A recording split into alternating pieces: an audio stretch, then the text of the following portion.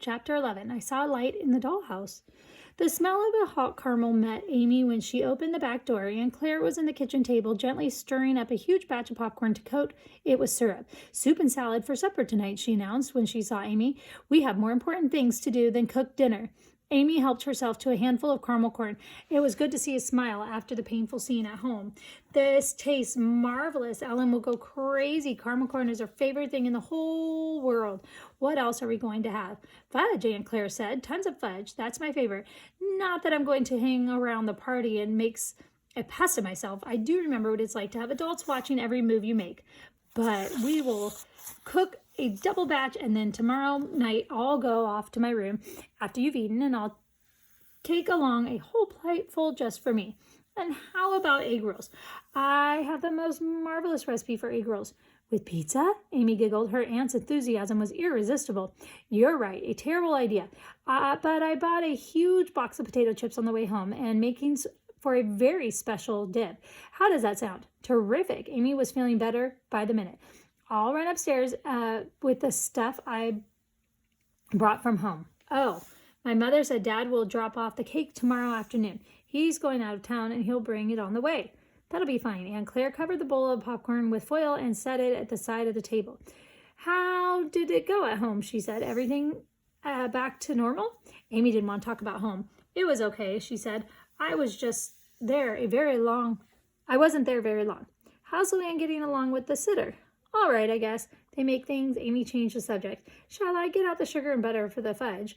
Aunt Claire nodded. It's perfectly obvious Luann needs other people in her life. It isn't fair to expect her family to carry the whole burden.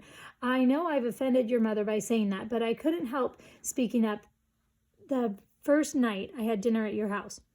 So that was it. That's why Amy's mother turned cool when quiet every time Aunt Claire was mentioned. Anyway, Aunt Claire continued. We have to work to do at the moment, right? Do we have enough chocolate for a double batch of fudge? Let me check, and you can open a can of soup. Whatever you like.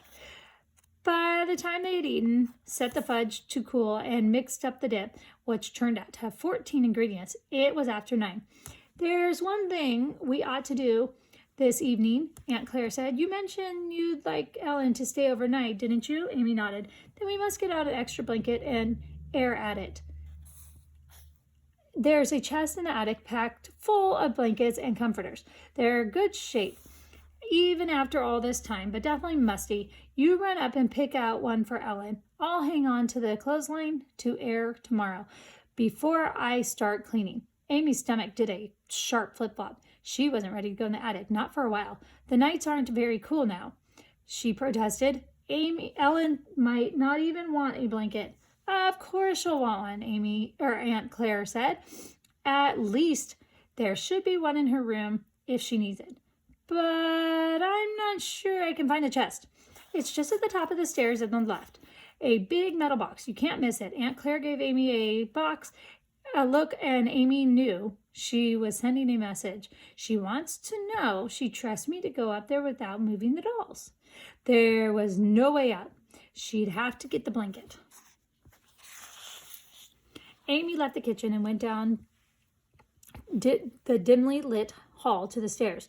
I won't even look at the dollhouse corner, she promised herself. I'll grab the top blanket and run. At the attic door, she hesitated. Maybe she could give Ellen her own blanket instead of getting another one. No, Aunt Claire would surely ask questions.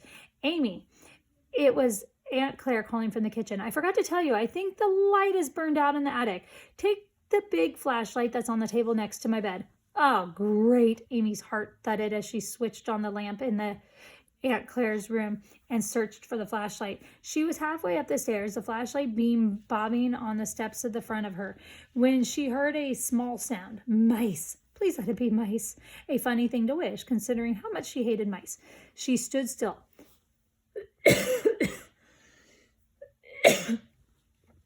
The sound stopped too, just for a moment, then began again, something that was moving around the darkness above her. The trunk on the left at the top of the stairs, Amy said the words to herself, trying to close out every other thought. When she reached the top step, she saw the big metal chest right where Aunt Claire had said it would be. She leaned over to loosen the fastenings with trembling fingers. The top blanket, she told herself. Quick! The rustling, scraping sound grew louder.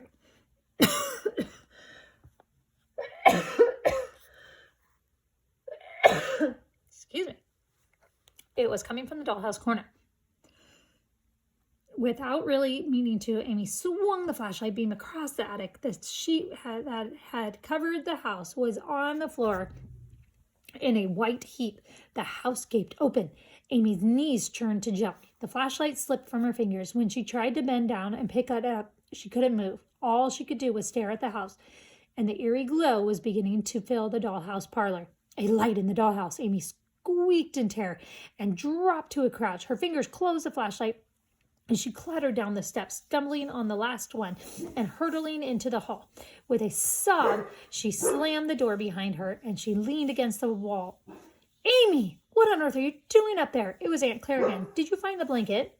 Everything's okay, Amy quavered. Her voice sounded as if she belonged to someone else. I dropped the flashlight, but it didn't break. She paused, willing her aunt to stay downstairs. I guess I'll do my homework now and go to bed. I'm sort of tired. That's fine. Pleasant dreams.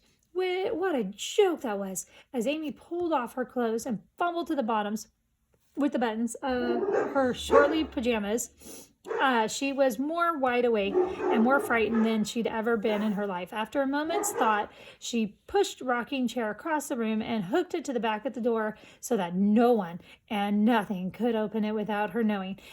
Then she climbed into bed and pulled the sheet over her head. I saw the light in the dollhouse. The words rattled around her brain, and she'd seen even worse. In the second before she ran downstairs, something had moved in the dollhouse parlor. Something small, and standing on 2 feet. Not a mouse, Amy whispered under the sheet. Oh, I wish it had been a mouse. And I hope you enjoyed also listening to Oso and Kuma read aloud in the background. Did you hear them barking? Oh my goodness.